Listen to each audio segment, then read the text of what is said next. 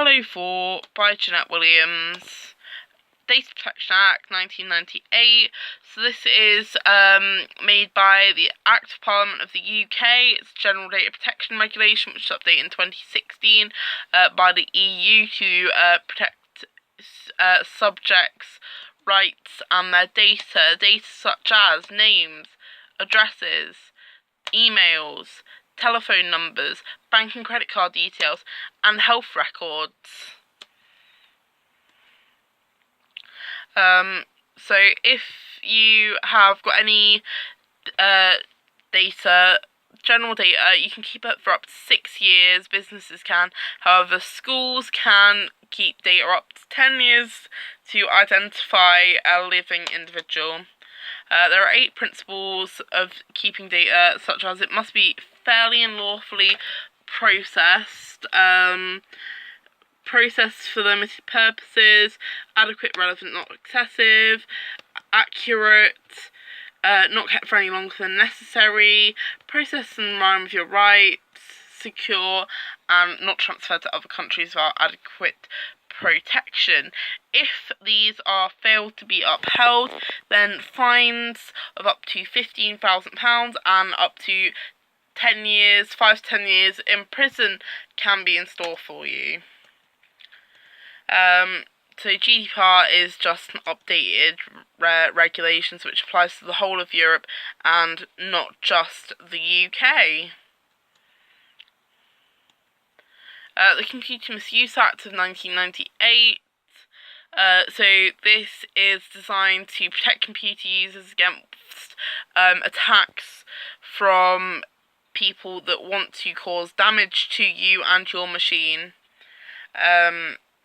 Illegal access. It's illegal in the UK and in many other countries across the world, although each country has got their own variation of this law.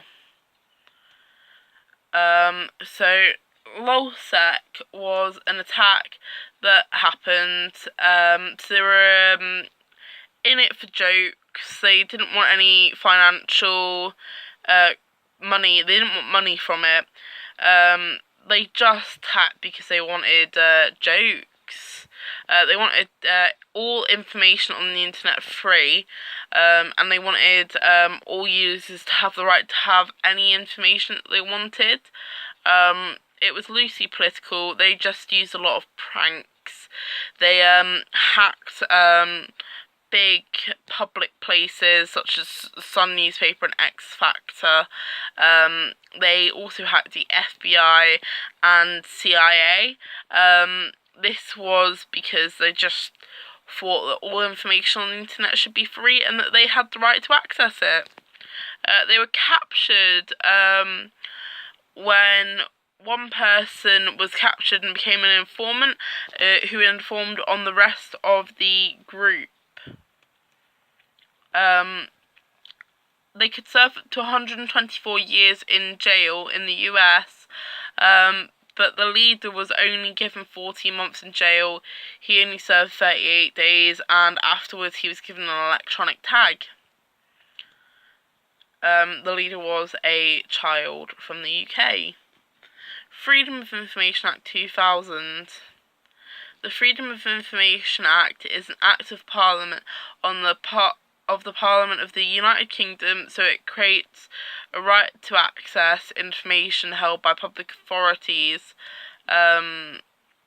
So the Data Protection Act, basically, if I went into a police station and said, can I please, like the Freedom of Information Act, it's can I please have all of the statistics for the amount of police officers who have ever committed a crime, I could go in and ask that, and I would get the statistics. But however, if I said I want to know if Officer Smith has ever committed a crime, I would not get that information due to the Data Protection Act, as that would be a breach. However, I could know the statistic of all of the police officers in Derby who have ever had a criminal record. Copyright Designs and Patents Act 1988. So this is again a UK law. It gives the creators of any literacy, dramatic, musical, or artwork the rights to their piece. So this can be the rights to any broadcast and public performance, or any artwork. If you write a book, you then own the copy. You then will have to apply for a copyright design or patent, which will then be protected underneath this act. How do organisations comply with the Data Protection Act? The Act only applies if you put or intend to put this information on a computer in some way, such as a retailer to a daycare centre, putting its staff on its webpage saying Miss Joes is working today, and she's a good daycare person. So you've got to be in line with the 1998 version, as well as the updated 2016 version, with fines up to £500,000. This happens if data is not kept up to standard or in a secure location, or if it is leaked. What roles in training do organisations have in place for their workspace? Structured training and development. A structured training and development programme will ensure that employees have a consistent experience and background knowledge. The consistency in particular is particularly relevant for the company's basic procedures, as all employees should be aware of the expectations and procedures within the company. So this means they should know all the safety laws, they should know not to discriminate, and they should know all the administrative tasks. How do organisations comply with the Computer Misuse Act? Companies stop unauthorised access to computer material by setting levels of access to limit the amount of people who are able to see certain confidential content. Companies apply firewalls and virus protection to stop malware. If that happens, if malware gets onto the computer, it can affect other computers in the computer chain, which will be bad, and they can steal your data. Companies will also moderate data files leaving sites so as to make sure no items can go missing or will be in line with Computer Misuse Act. What is an employee code of conduct? An employee code of conduct applies to every employee in the organisation to basically an employee code of conduct asks an employee to not do something. Like, it could say, please do not smoke on site. This is not a law, and the person cannot be arrested for smoking on the site. However, they can be reprimanded by the company, whereas a law is, if you break it, then you will be arrested. That's the difference between a code of conduct for a company and a law. The difference is that you will not be arrested for breaking the company code of conduct. However, you can be reprimanded. How do organisations comply with the Copyright Design and Patents Act? So you can only copyright